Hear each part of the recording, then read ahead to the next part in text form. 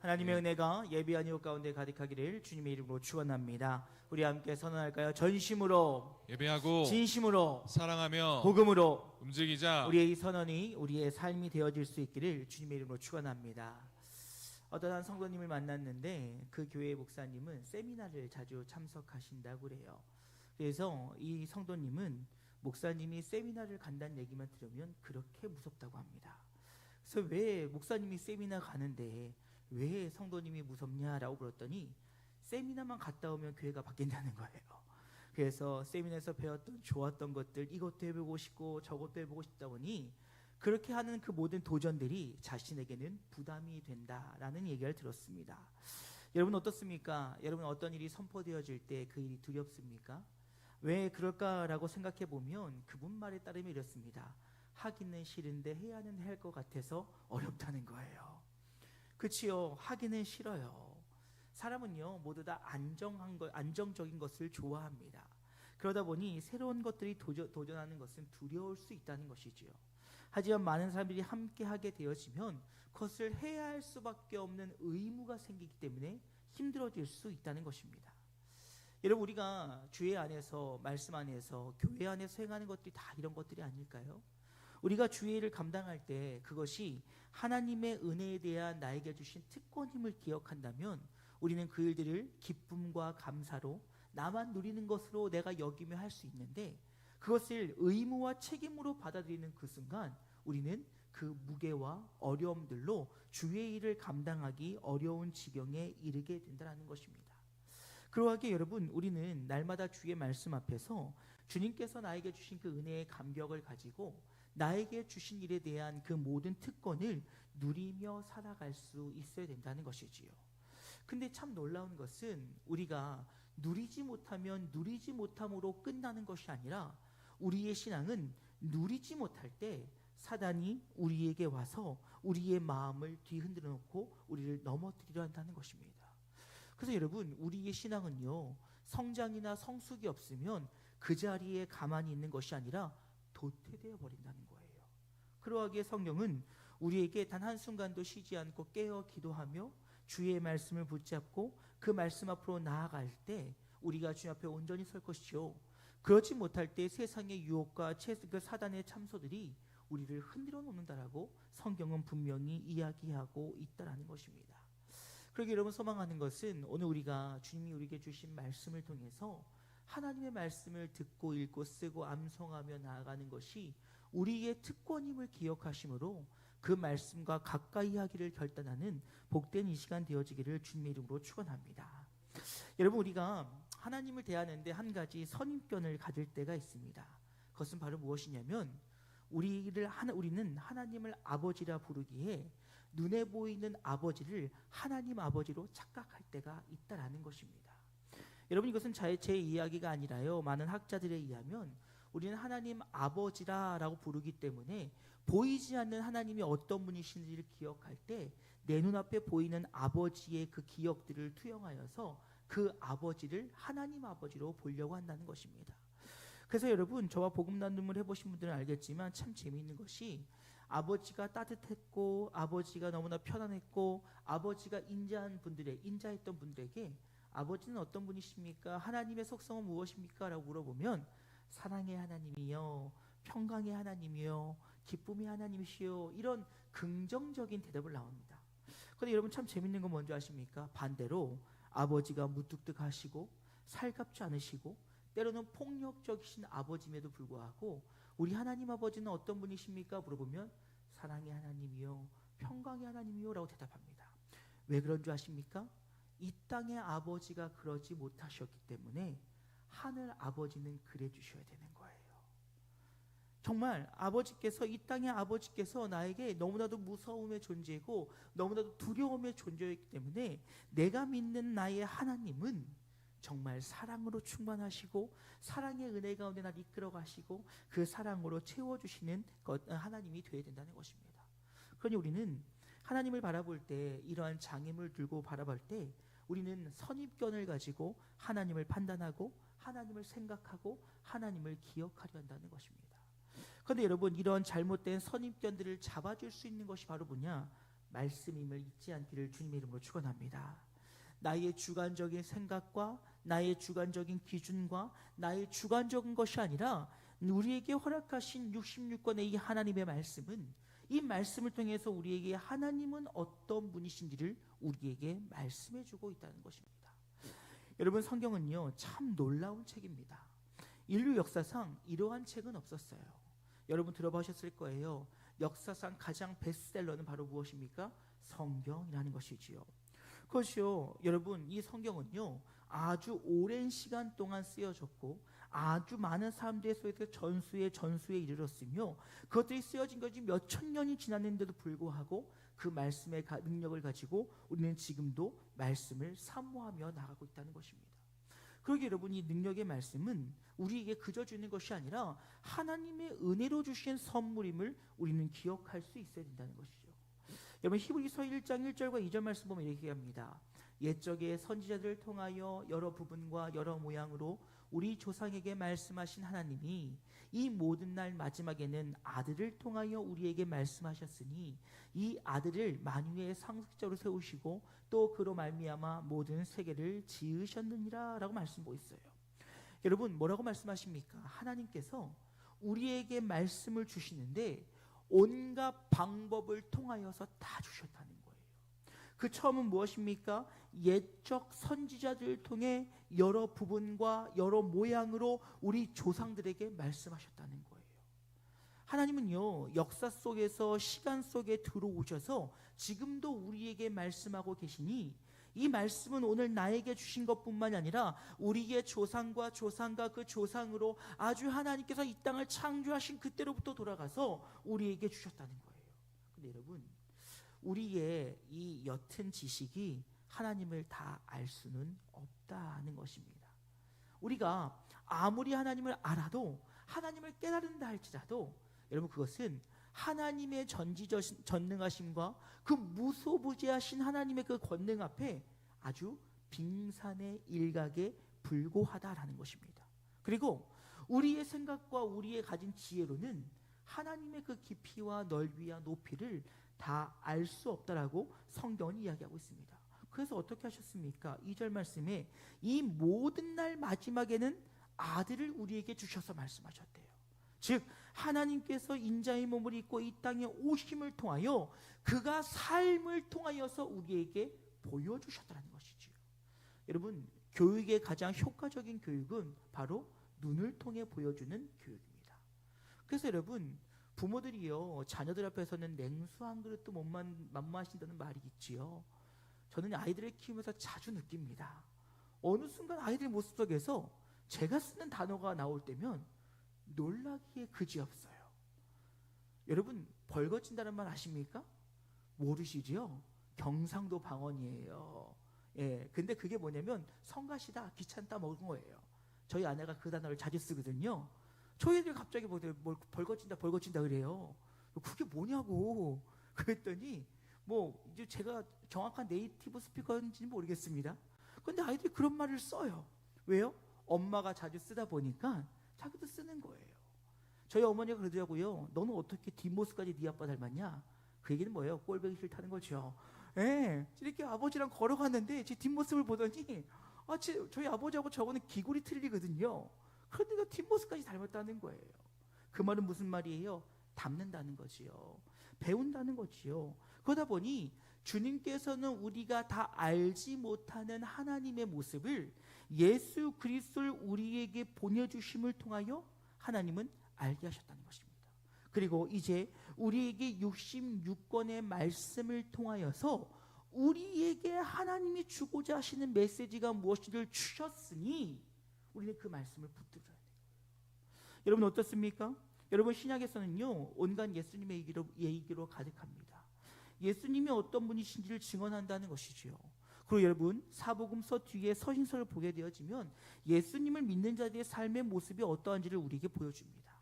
그 말을 통해서 이제 예수를 믿는 너희들은 다시 오실 주님을 기다리는 동안 이러한 모습으로 살아야 된다는 것이죠. 그건 여러분 또 구약은 어떻습니까?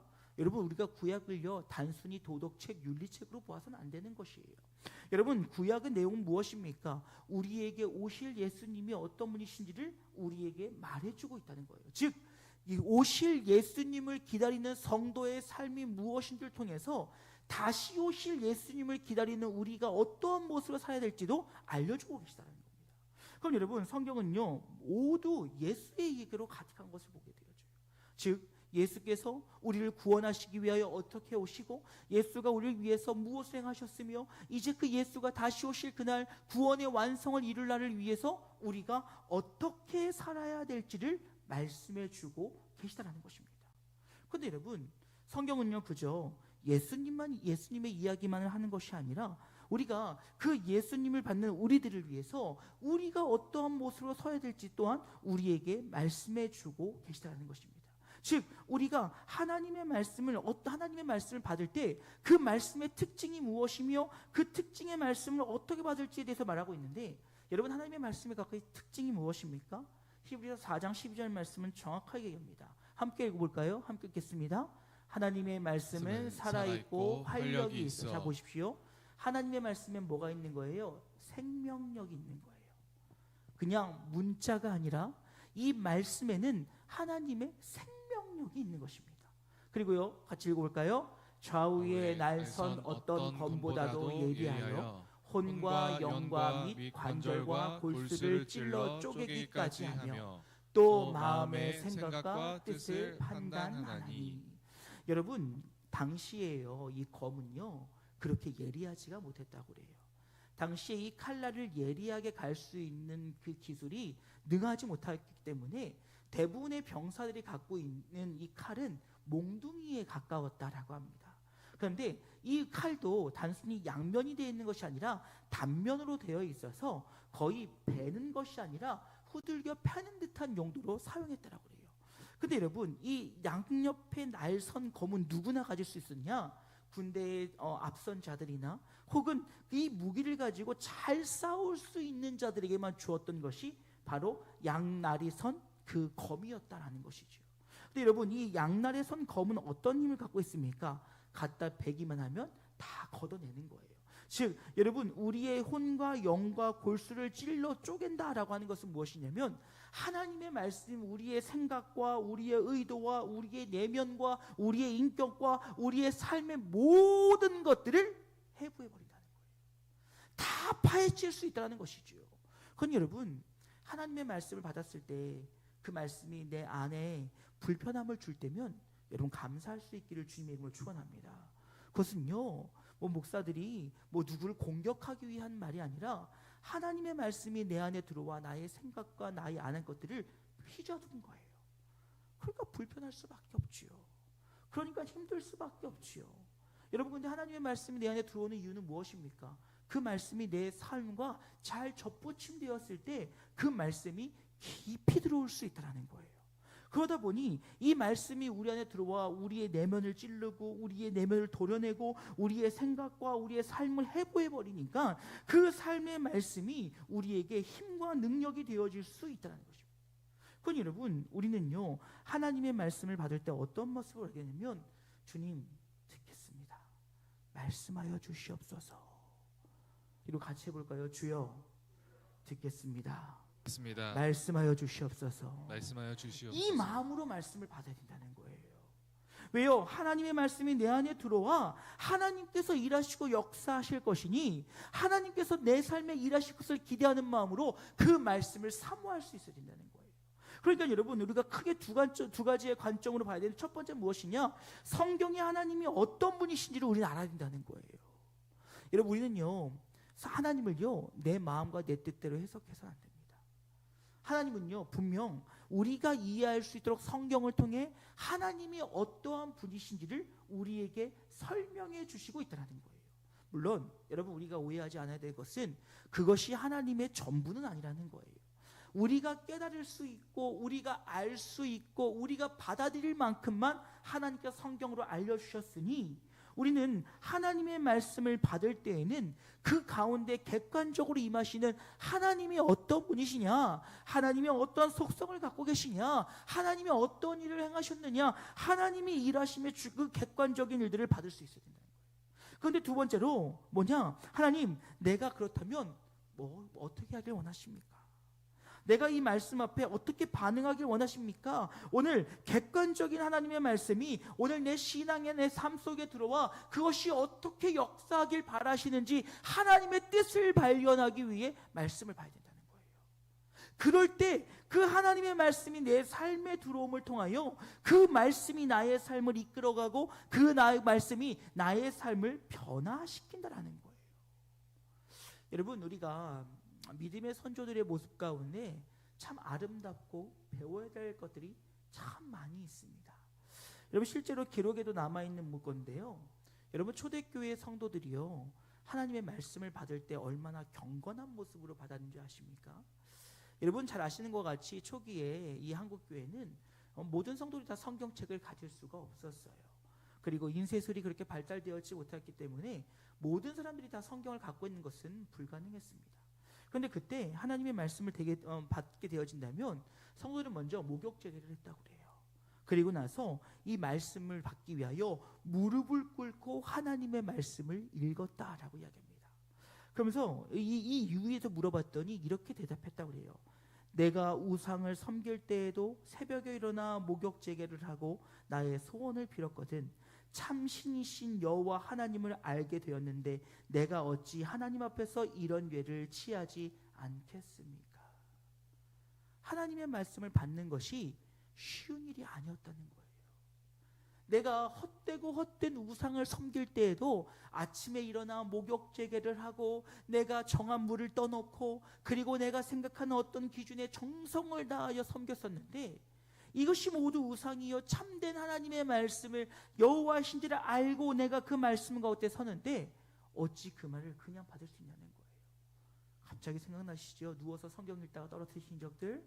예. 여러분 누워서 성경 읽으면요 저는 어머니한테 혼났던 기억도 있어요. 어디 하나님 말씀을 듣는데 읽는데 어머니가 꼴밤을 때리셨던 기억도 있습니다. 여러분 실제로요 지금도요 몇몇 교회들에서는 성경을 읽을 때에는 그 자리에 다 같이 일어나서 합독을 해서 받습니다. 왜냐? 하나님의 말씀이 귀하다는 거예요. 그리고 그 말씀을 받는 나의 태도와 자세는 하나님의 말씀 앞에 온전히 서겠노라고 하는 주의 말씀을 경청하겠노라고 하는 결단 가운데 그 말씀을 받게 된다는 것입니다. 그럴 때 그 말씀이 나의 삶을 변화시키고 그 가운데 하나님의 은혜를 우리가 누릴 수 있게 되어진다는 것입니다. 근데 여러분 참 놀라운 것은 이런 귀한 하나님의 말씀은 우리의 삶을 변화시키는 아주 놀라운 힘과 능력을 가지고 있다는 거예요. 여러분 오늘 우리가 읽었던 본문 디모데후서 3장 16절과 17절 말씀 우리 천천히 다시 한번 읽어보길 원합니다. 함께 읽겠습니다. 모든 성경은 하나님의 감동으로 된 것으로 교훈과 책망과 바르게 함과 의로 교육하기에 유익하니 이는 하나님의 사람으로 온전하게 하며 모든 선한 일을 행할 능력을 갖추게 하려 함이라 라고 이야기하고 있어요. 여러분 하나님의 말씀은요 앞서 말했던 것처럼 살아있다는 것입니다. 살아있음은 무엇이냐? 바로 우리의 삶을 변화시킬 수 있는 능력과 힘을 가지고 있다라는 거예요.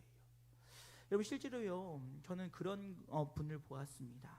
일전에도 한번 말씀드린 적이 있는 것 같은데 이 한 중고등부 주일학교 아이가 아버지를 너무나도 전도하고 싶은 거예요. 아버지가 교회에 대해서 반감이 있으셨고 어머니와 같이 다니는 이 아이가 교회 다니는 걸 반대하면서 이 아이가 어떻게든 아빠를 교회로 인도하고 싶었어요. 근데 이 아버지 고집이 보통 고집이 아니었거든요. 그래서 한 번은 이 아이가 아빠에게 이렇게 요청했다고 합니다. 아빠, 우리 교회에서 특별 새벽 기도를 하는데 일주일만 교회 나왔으면 좋겠어. 아빠가 새벽 예배 한 번도 안 빠지고 일주일만 나오면 내가 다시는 아빠한테 교회 가자는 얘기 안 할게. 이 아이가 무슨 믿음의 담대함인지 모르겠지만 그렇게 아버지 때 선언했다고 그래요. 근데 이 아빠가요 딸바보예요. 정말 이 아이를 주머니에 넣고 다닐 정도로 딸이 얘기를 하면 다 듣는 아빠였어요. 그래서 그래 좋다. 대신 약속 한 가지만 해라. 내가 일주일 동안 교회를 다녔는데 나한테 별일이 일어나지 않으면 나는 다시는 교회 안 간다. 그렇게 하루, 이틀, 3일, 나흘 이렇게 갔다고 합니다.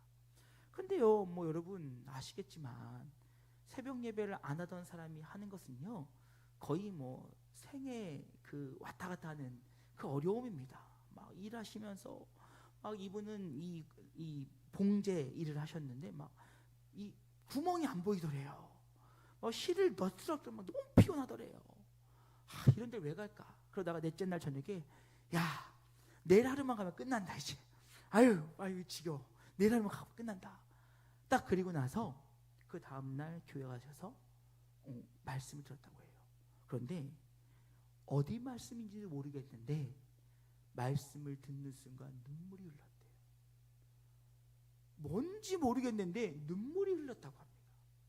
그리고 나서 이분이 자신의 인생에서 경험해보지 못한 뜨거움을 경험해 본 거예요. 그리고 나서 이분이 주일날 교회에 나오셨대요. 그리고 나서 목사님에게 이렇게 말합니다. 목사님, 제가 어떤 말씀인지 모르겠는데 그 말씀 때문에 눈물이 났습니다. 그 말씀이 뭔지를 찾아주십시오. 그러더래요. 그래서 물어봤대요. 그 말씀이 그날 어디였지요? 뭐 로마서니 뭐니 기억나십니까? 했더니 오른쪽에 있는 말씀이었대요. 여러분, 성경책마다 오른쪽과 왼쪽은 좀 다릅니다. 예, 각자의 성경책이 어떻게 인쇄되냐에 좀 달라요. 오른쪽. 근데 아무리 생각해도 이 절반인데 이 많은 말씀 중에서 오른쪽을 어떻게 찾습니까? 그런데 생각해보니까 로마서의 말씀이었어요. 그리고 그 로마서 말씀의 한 절의 말씀이 이분을 변화시킨 거예요. 여러분, 왜요? 하나님의 말씀은 살아있고 능력이 있고 생명력이 있어서 우리를 바꿀 수 있는데, 여러분 오늘 성경을 보게 되어지면 그 네 가지 기능을 보여주고 있는데, 여러분 그림을 한번 보시겠습니까? 이 그림은요, CCC라고 하는 청년들 선교회에서 만든 그림이에요. 첫 번째 기능은 바로 뭐냐? 교훈이라는 것이지요.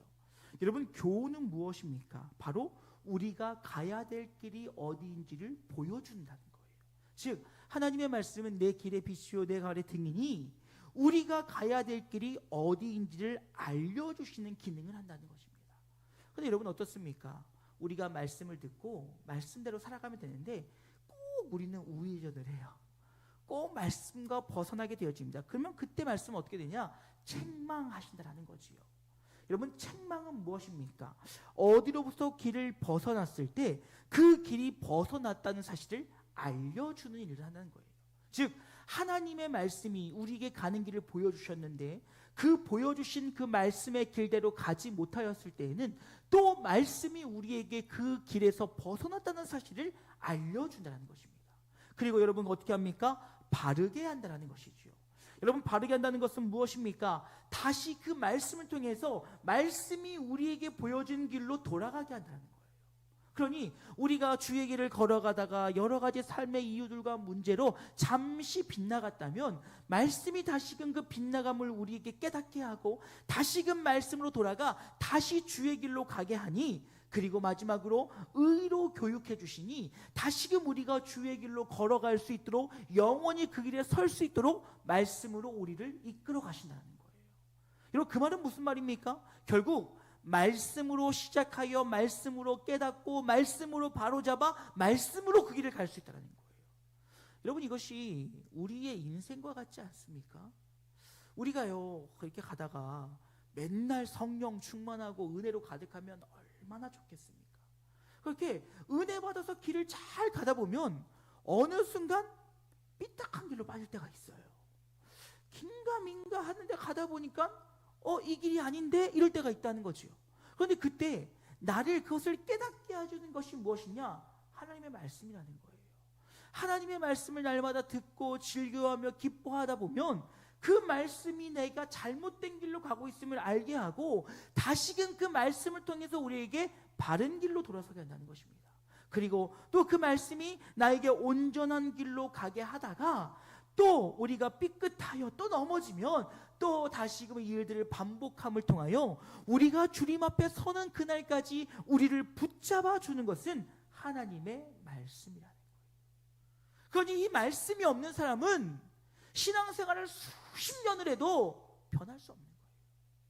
이 말씀이 없는 사람은 신앙생활을 오랫동안 해도 날마다 누리지 못하고 책임과 그 책임과 의무에 붙들려서 힘들고 어려운 신앙생활을 할 수밖에 없다는 거예요. 이 말씀이 없는 사람은 하나님이 나에게 원하시는 뜻이 무엇인 줄 알 수 없기에 여전히 내 생각과 내 판단과 내 뜻으로 그 길을 걸어가려 한다는 것입니다. 그런데 여러분, 말씀이 충만한 자에게 보내주시는 그 은혜가 무엇이냐면 바로 우리를 온전케 한다는 거예요. 우리에게 주님께서 우리 말씀을 통해서 교훈하시고 책망하시고 바르게 하시고 의로 교육하심을 통하여 바로 저와 여러분의 삶을 온전하게 세우시더라는 거예요. 그리고 여러분, 그 온전한 자들에게 주시는 것은 무엇이냐? 온전하고 선한 일을 행하게 하신다는 거예요. 그러니까 여러분 잘 기억하셔야 돼요. 우리가 신앙생활하면서 일이 우선이 결코 아니에요. 무엇을 하냐가 중요한 것이 아닙니다. 여러분, 우리에게 있어서 가장 중요한 것은 무엇이냐면 우리가 하나님 앞에 온전한지가 날마다 점검되어야 된다는 거예요. 지난주 주일날 말씀 함께 나누었던 것처럼 여러분, 우리는 주의 일을 감당할 때 주의 주신 힘과 능력으로 그 일을 감당해야지 내 힘과 내 능력으로 감당하려 하다 보면 결국 다툼과 시기과 허용밖에 일어날 것이 없다라는 거예요. 그건 여러분, 오늘 보십시오. 너희가 말씀을 받았을 때 그 말씀이 너를 온전케 하시고 그 온전케 하심을 통하여 주의 선한 일에 도목케 하신다라는 거예요. 여러분, 주님께서 제자들을 그의 일터로 보내실 때 어떻게 하십니까? 모든 능력과 권능을 그들에게 부어주세요. 여러분, 우리는 우리의 힘과 우리의 의지로 나간다고 생각하지만 결코 그렇지 않다는 거예요. 우리가 하나님 앞에서 온전히 서려고 애쓰고 노력하는 중에 하나님께서 우리에게 힘과 능력을 주심을 통하여 주의 일을 감당하게 하신다는 것입니다. 그럴 때 우리는요, 다툼과 시기와 허영이 아니라 감사와 기쁨으로 그 일들을 감당할 수 있게 될 수 있다는 것입니다. 그러니 여러분, 우리는요, 하나님의 말씀을 잘 받아 그 말씀을 누릴 수 있어야 된다는 거예요. 그럼 여러분, 그 말씀을 누릴 수 있는 방법은 무엇일까요? 여러분, 화면에 보는 것처럼 5가지로 설명을 할 수 있습니다. 먼저 듣는 것, 두 번째 읽는 것, 세 번째 암송하는 것, 네 번째 연구하는 것, 다섯 번째 묵상하는 것. 여러분, 듣는 것은 무엇입니까? 믿음은 어디로부터 나오지요? 들음에서 나는 거예요. 여러분, 우리의 믿음은요, 하나님의 말씀을 들음에서부터 난다는 것입니다. 즉, 여러분, 우리가 하나님의 말씀을 대할 때 어떤 태도로 받아야 된다고요? 주님 말씀하여 주시옵소서, 주의 종이 듣겠나이다. 이러한 마음으로 우리가 주의 말씀을 들을 때 말씀이 한 귀로 들어와 한 귀로 흘러가는 것이 아니라 그 말씀이 들어와 내 안에 역사하고 나를 지배해 간다는 거예요. 그러니까 우리는 하나님의 말씀을 듣는 것을 즐겨 하셔야 돼요. 여러분, 저는 여러분에게 말할 수 있는 제 아침 좋은 습관 중에 하나는 뭐냐면, 특히 저는 주일날 아침에 일찍 일어나서 설교 한 편을 듣고 내려와요. 아침에 보면요, 뭐 새벽 5시부터 많은 교회들에서 예배들을 드리거든요. 그래서 저는 이 아침에 샤워를 하고 예배를 준비하면서 말씀 한 편을 꼭 듣고 내려와요. 뭐 요즘 유튜브가 너무 잘 돼 있으니까 라이브 방송으로 실황도 듣기도 하고, 또 때로는 뭐 녹음되어 있는 설교를 들으면서 하나님을 나에게 주신 말씀은 무엇일까라고 하는 기대를 가지고 설교를 듣습니다. 뭐 가리진 않아요. 뭐 특별히 우리 장로회 안에서 있는 목사님들이라고 한다면 특별히 구분하여 듣지 않은데, 뭐 어느 때 듣다 보면 화가 날 때도 있고요, 어느 때 듣다 보면 은혜가 될 때도 있고요, 여러 가지가 있지만 그 말씀을 주심 가지고 저는 주일을 시작해요. 그리고 여러분 아실지 모르겠지만 우리 교역자들은 주일날 아침에 일찍 모여서 기도회로 시작을 합니다. 그래서 저희가 하는 기도회는 딱 정해져 있어요. 첫째는 우리 교역자들이, 우리 사역자들이 마음의 중심이 하나님을 향하도록, 사람의 힘으로 하지 않고 하나님이 주신 힘으로 감당하도록. 두 번째, 성도들도 하나님이 주신 힘과 능력으로 그 말씀 앞에 반응하여 하루를 승리할 수 있도록. 세 번째로, 모든 교육기관과 모든 성도들이 주의 은혜 안에서 새롭게 되어짐을 통하여 오늘 하루의 삶이 감사와 기쁨을 설 수 있도록 교육자들은 매주 기도하며 하루를 시작합니다.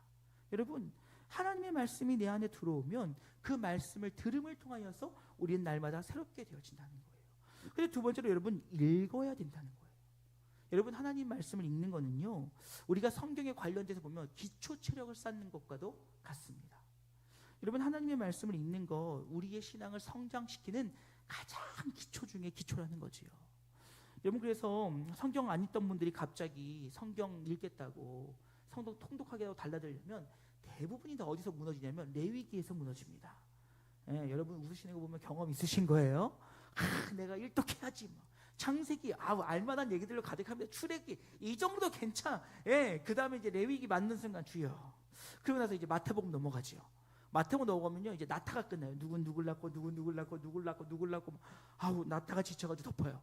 안 보는 거죠. 그래서 여러분 성경 읽기 할 때 잘 되시는 분들은 이렇게 통독하는 것도 좋지만 안 되면 짧은 성경들을 계속 몇 번 반복하세요.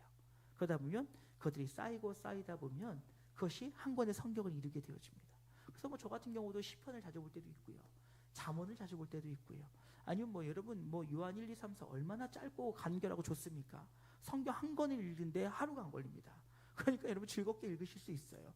예, 그렇게 읽으시면서 그 말씀들이 읽다 보면 그 말씀이 어느 순간 내 안에 쌓이게 되어지고 그 쌓임을 통하여 하나님의 말씀을 더욱더 깊이 바라볼 수 있는 기초 체력들이 생긴다는 거예요. 그리고 세 번째는 바로 무엇이냐? 암송입니다. 여러분 우리가 지난 3년 동안 암송을 했죠. 여러분 그 시간이 저는 굉장히 유익했어요. 왜요? 여러분 이 암송은요 단순히 내 머리에 새기는 과정이 아니라 내 가슴에 새기는 시간임을 잊지 않기를 주님으로 축원합니다. 여러분 실질적으로요 한 대학에서 연구를 했는데 성경을 암송하는 그룹들이 그 노년에 치매나 기억력들이 월등하게 치매를 예방되어지고 기억력이 월등하게 상승된 것을 보았다라고 합니다. 여러분 하나님의 말씀이 생명력이 있기 때문에 그 어떤 것을 보고 외우는 것보다 훨씬 유익해요. 근데 여러분 더 유익한 것은 단순히 우리의 건강의 문제가 아니라 여러분이 하나님의 말씀을 내 안에 품고 있잖아요. 그러면 어떤 순간 선택을 해야 될 때 그 말씀이 나를 붙잡아요. 어떤 순간 내가 외우고 있는 그 말씀이 그때 내 선택의 기준이 되어져요. 그렇기 때문에 여러분 내 안에 하나님의 말씀이 계속 새겨져 있고 그 양이 많으면 많을수록 우리가 하나님의 뜻에 가까울 수 있는 선택과 결론들을 하는 일이 높아질 수 있다는 거예요. 그래서 여러분 이 주일학교 아들만 하나님이 뭐 이게 아니라 작년 된 우리들도 쉬지 않고 하나님의 말씀을 암송해야 돼요. 여러분 매일 한 절씩 암송하면 얼마나 좋겠습니까? 하지만 그게 안 된다면 한 주에 한 절이라도 우리가 날마다 그 말씀을 암송하고 여러분 뭐 한 절씩도 좋지만 때로는 아주 좋은 말씀도 있잖아요. 뭐 시편 23편이라든지 이런 것들은 통으로 외우세요. 어렵지 않습니다. 그렇게 암송하다 보면 그 말씀이 어느샌가 내 안에 들어와 나로 하여금 하나님의 일을 선택하게 한다는 것입니다. 그리고 여러분 네 번째 뭐냐면 연구예요. 여러분 물론 성경을 깊이 이해하는 것은 목회자들이 해야 될 역할입니다. 하지만 여러분 그것은 목회자만 할 일이 아니라 우리 성도님들이 하시는 것보다 좀 더 더하는 것이 목회자이고 우리 성도님들도 하나님의 말씀 속에 있는 보화를 찾아내기 위해서 하나님의 말씀을 읽고 또 읽기를 반복하셔야 돼요. 여러분 참 재밌지요. 성경은요 읽을 때마다 새로워요. 저만 느끼는 감정인가요? 성경은요 참 놀라운데요 읽을수록 새로워요. 생각지도 못했던 조사 하나가 생각지도 못했던 점 하나가 생각지도 못했던 그 무엇이 이 말씀은 이거구나 라는 것을 깨닫게 해요. 제가 요즘에 이제 공부를 하잖아요. 학교에서 엊그제까지 500페이지를 요약해가지고 내야 될 과제가 있었어요. 저는 제가 난독 중인 줄 알았어요. 이해가 안 가는 거예요. 막 글도 너무 어렵고요. 막 번역본이어가지고 막 이게 무슨 말인가 막 이상한 한 3주 동안을 씨름을 했거든요.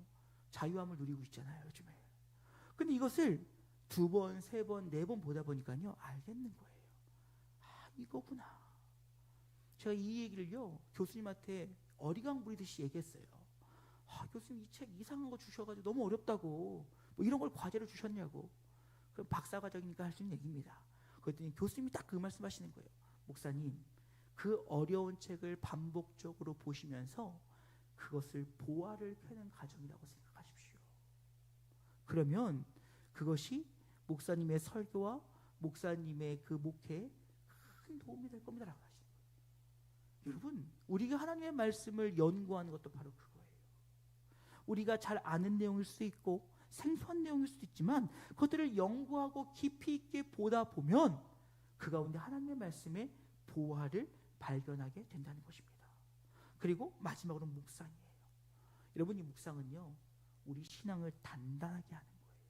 그 말은 무슨 말이냐? 우리가 하나님의 말씀 묵상할 때 내가 하나님의 말씀으로 들어가고 하나님의 말씀이 내 안으로 들어오는 그 시간이에요. 우리가 콰이어 타임이라고 얘기하죠. 조용한 가운데 하나님 말씀을 묵상하는 것. 하나님은 어떤 분이시며 하나님이 나에게 무엇을 원하시는지 알아가는 그 시간.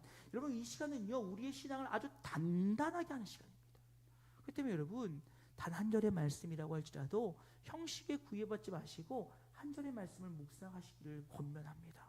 왜요? 그럴 때 우리가 하나님의 말씀이 오늘 나의 삶 속에 붙드시고 이끄심이 무엇인지를 우리는 발견하게 된다는 것입니다. 그러니 여러분, 오늘 새벽에도요, 우리가 창세기 29장에 있는 말씀을 함께 나누고 묵상했는데요, 이렇게 말씀을 보면 결국 하나님께서 우리의 인생을 책임져 주시고 우리의 인생을 이끌어 가시며 하나님께서 일하신다는 사실을 확실하게 보여주고 계세요.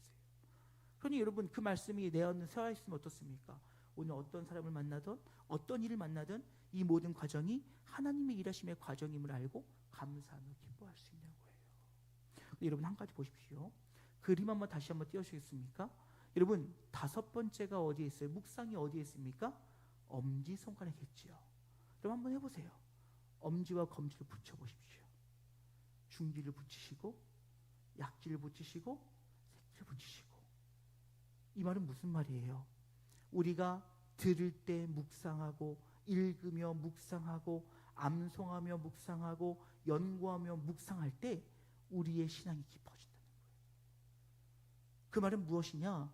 우리가 들을 때 묵상할 때 하나님의 말씀의 깊이가 더욱더 깊어질 것이고 우리가 이것을 주님 앞에 암송하며 나아갈 때 더 깊이 있는 묵상들이 이루어질 때 우리의 신앙이 굳건해질 것이며 우리가 읽으면서 묵상하며 나아갈 때 그저 속독해서 일독하고 이독 이게 중요한 게 아니라 그 가운데 묵상으로 나아갈 때 하나님의 놀라운 은혜를 경험하게 된다. 우리가요, 노력하고 애쓰지 않아도 그 말씀 가운데 오늘 나에게 주시는 하나님의 메시지를 발견하게 된다는 것입니다. 그러게 여러분, 묵상은요 그만큼 중요해요. 사랑하는 여러분, 이제 말씀 마치고자 합니다. 많은 이야기를 했지만 여러분, 결론은 무엇이냐면 말씀은 의무와 책임이 아니라 특권이라는 거예요. 여러분 보세요. 이 두 권 66권에 있는 말씀을 읽으면서 아멘이라고 할 수 있는 건 아무나 할 수 있는 게 아니에요.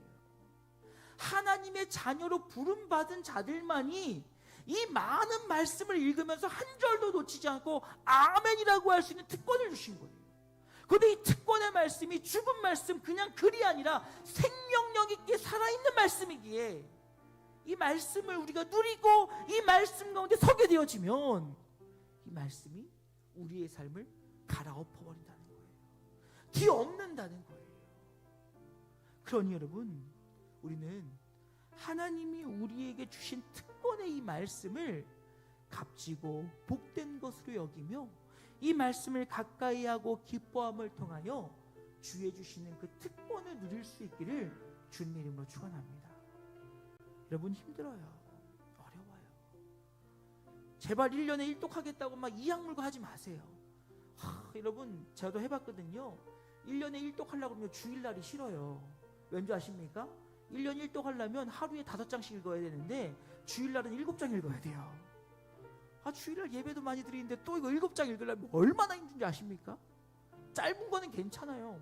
요한계시록 막 70몇 절, 60몇 절 주여 막. 근데 여러분, 그러지 마시고 한 절 한 절이라도 10년을 걸려 1독한들 여러분 뭐 어떻습니까? 하나님 말씀을 날마다 한 절 한 절 볼 때마다 그 말씀이 나에게 기쁨이 되어지고 행복이 되어지고 나를 회복하게 해지고 그를 통하여 하나님의 놀라운 능력을 경험하게 되어진다면 하나님의 놀라운 은혜가 우리의 삶 가운데 임하게 된다는 거예요. 오늘 한 선교사님을 만나고 왔어요. 이 선교사님이 하고 있는 사역 중에 한 가지가 무엇이냐면 유학생들과 영어 공부하고 싶은 아이들을 이렇게 연결해서 이 아이들에게 큐티로 성경을 가르치고 계시더라고요. 놀라운 역사들이 벌어진대요. 아이들이 처음엔 말도 못 꺼냈던 아이들이 1년 정도 지나고 나면 프리토킹을 한대요. 제가 우리 교회 어머니한테 한번 얘기해서 기회가 되면 한번 연결할까 싶어요. 근데 아이들이 매일 말씀을 묵상하면서 영어 실력이 느니까 엄마들의 신앙이 좋아하시는 거예요. 그리고 또 이 시간을 통해서 아이들이 꿈을 꾸게 되어지고 그 살아있는 하나님의 말씀을 경험하는데 그 영어라고 하는 도구를 통해서 일하는 걸 들으면서 야, 놀랍다. 근데 이 목사님 하시는 말씀이 무엇인지 아십니까? 목사님, 영어가 중요한 게 아니라 말씀의 능력이 있기 때문에 그런 거예요. 맞다. 그 말씀의 능력이 있으니까 아이들이 그 말씀을 통해 변화되는구나. 사랑하는 여러분, 기억하십시오. 우리가 누릴 수 있는 특권 바로 이 말씀입니다. 그저 교회에서 강조해서 의무와 책임이 되는 것이 아니라 정말 나에게만 주신 하나님의 특권임을 기억하며 이 말씀에 붙들려 나아갈 때 이 주시는 말씀의 은혜가 저와 여러분의 삶을 감사와 기쁨으로 이끌어가고 또한 주님이 기뻐하시는 삶의 모습으로 변화시키는 능력이 되어질 수 있기를 주님의 이름으로 축원합니다. 우리 이 찬양으로 설교 마무리했으면 좋겠어요. 올 한 해 제가 참 제일 많이 부르는 찬양인데요, 내 삶에 들어온 주님의 말씀이라고 하는 찬양입니다. 이 말씀이 내 삶이 되어지길 소망하는 마음으로 함께 찬양하시고 기도로 말씀 마치도록 하겠습니다.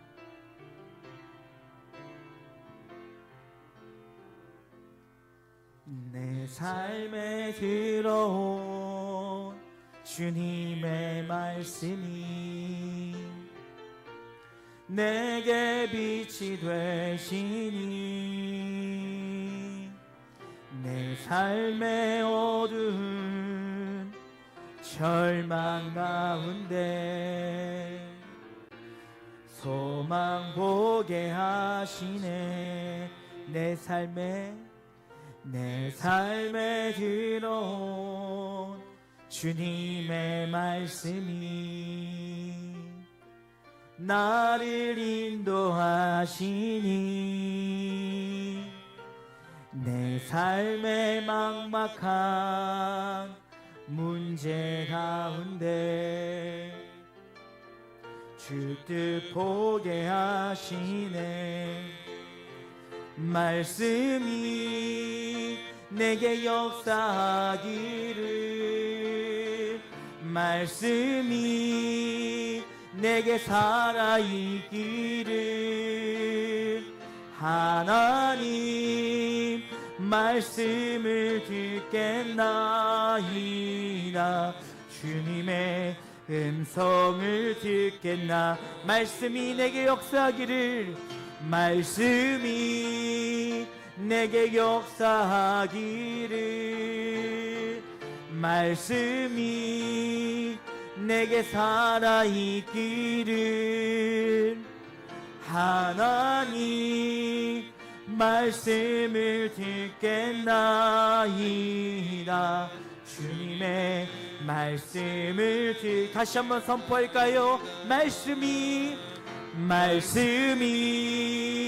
내게 역사하기를, 말씀이 내게 살아있기를, 하나님 말씀을 듣겠나이다.